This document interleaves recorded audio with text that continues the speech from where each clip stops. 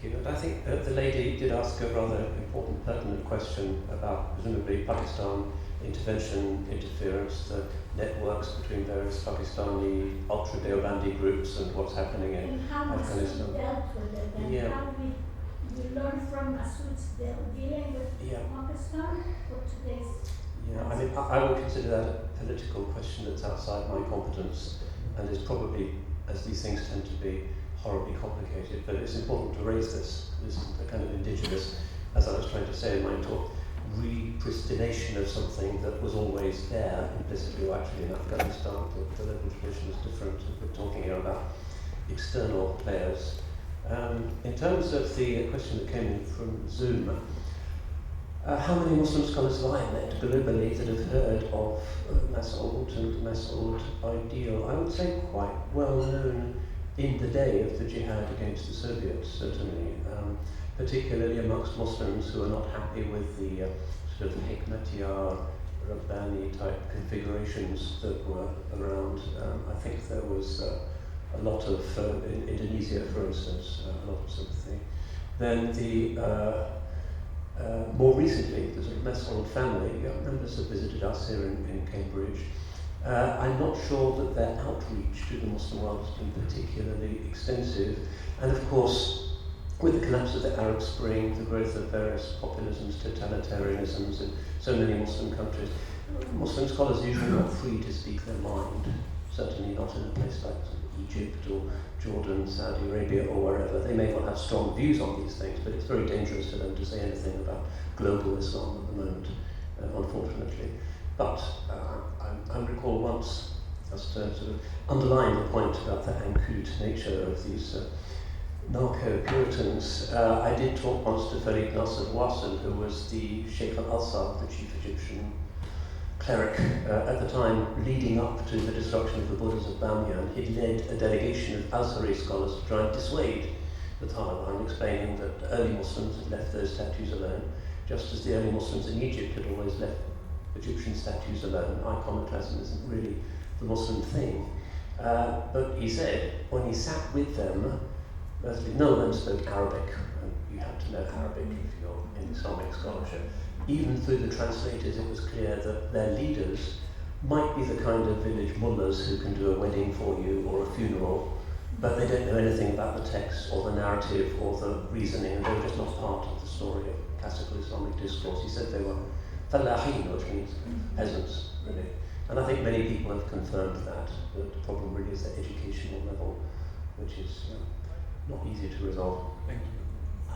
I just don't want to say this feeling that Rabbani was a mad guy. I had huge respect for Rabbani. He was a great scholar. He came from Faisalabad. He started one of the first people who everyone respected. He was sort of father of many of the others, including I think he was a teacher of Hekmanyar at one time.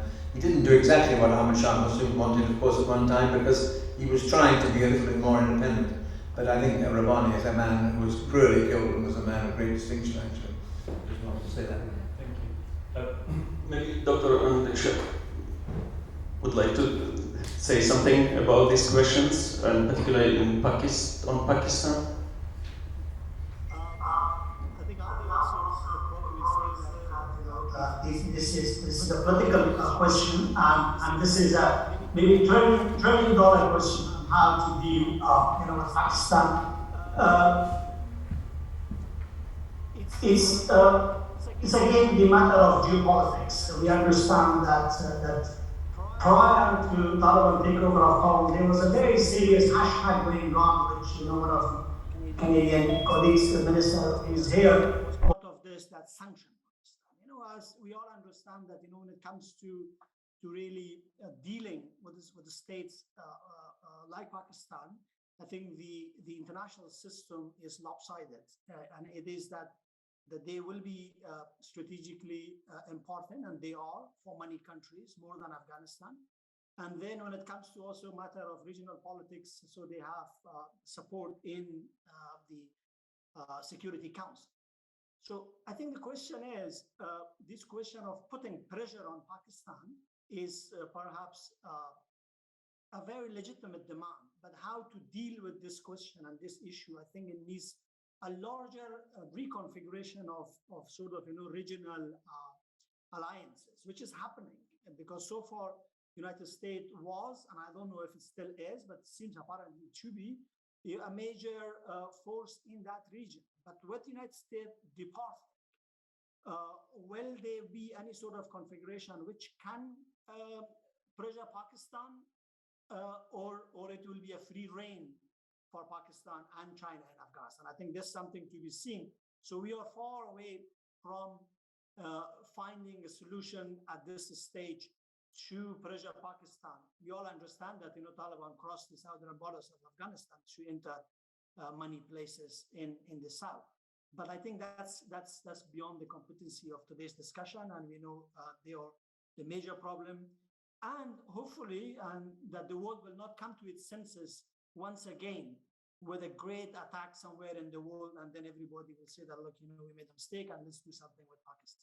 So I don't know. I mean, I acknowledge the importance of the question, but certainly I can pause. We don't have an answer right now. And the last question for this panel is Ahmed Masood. You wanted to ask?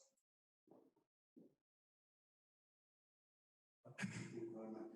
My question is I would like to put on some issues because the man was in the middle of Afghan politics, Pakistan politics, in the middle of regional politics, a long experience.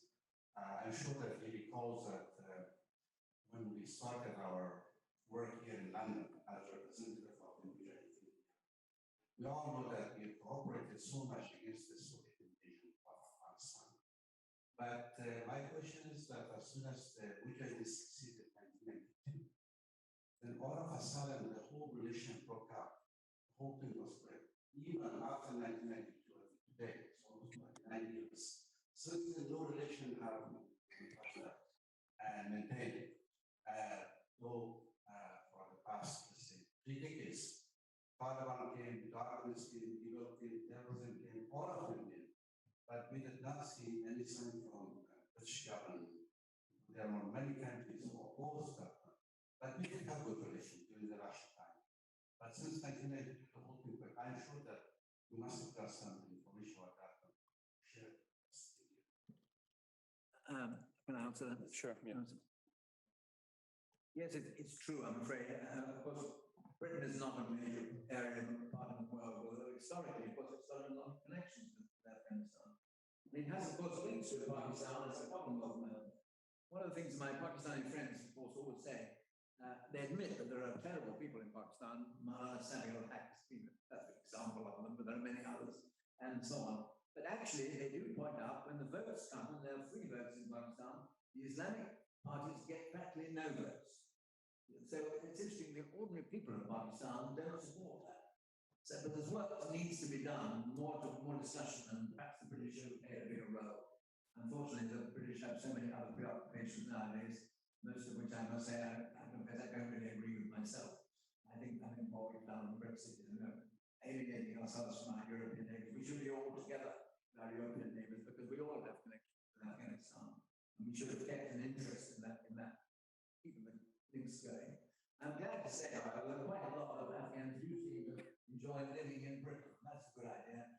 And long may you all stay here, and we may have discussions and carry on that development too. Thank you very much. And it's the end of our panel, and since we are running out of time, we will have a very short coffee break, probably 5 minutes, and please come back. Thank you very much.